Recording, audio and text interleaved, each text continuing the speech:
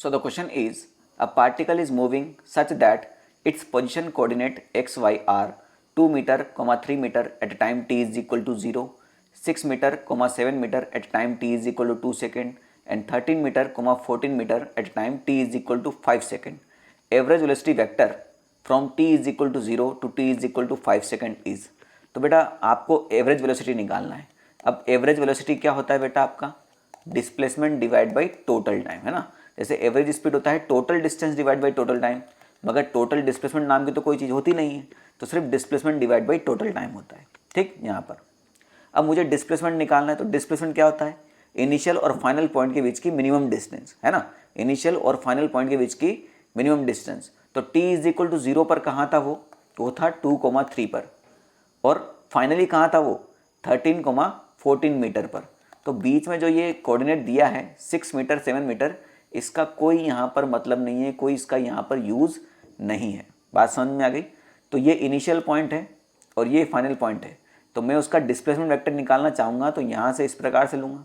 ठीक, तो अगर मान के चलता हूँ ये P है और ये Q है, तो मेरा डिस्प्लेसमेंट वेक्टर क्या हो जाएगा?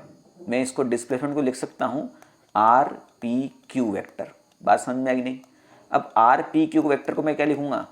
RQ vector minus RP vector. Simple सी बात है. अब जैसा जैसा कोऑर्डिनेट है, अब ये x वाला कोऑर्डिनेट है, ये y वाला कोऑर्डिनेट है, तो x वाले के पीछे i कैप लगा दो, y वाले के पीछे j कैप लगा दो, ये इसका पोजीशन वेक्टर हो जाएगा. तो RQ क्या बनेगा आपका?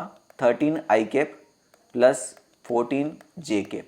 सिंपल सी बात है ना. उसके बाद minus 2i cap plus 3j cap.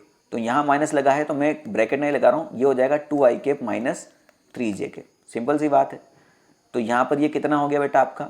13 minus 2i cap, ये कितना आ जाएगा आपका? 11i cap. और 14 माइनस 3, तो ये फिर से आ जाएगा आपका 11j कैप. क्लियर? तो ये हो गया आपका displacement vector 11i cap plus 11j cap divided by total time कितना लिया बेटा इसने? 0 से लेके 5 सेकेंड, यानी आपका 5. सिंपल सी बात है. अब आपका आंसर भी किस में दिया है? 5 में वेक्टर फॉर्म में ही दिया है. ऊपर से अपन दोनों जगह क्या करते हैं? 11 कॉमन लेते हैं, तो 11 डिवाइड बाई 5 अंदर आ जाएगा आपका i cap plus j cap, जो कि ऑप्शन नंबर डी में दिया हुआ है. ठीक है.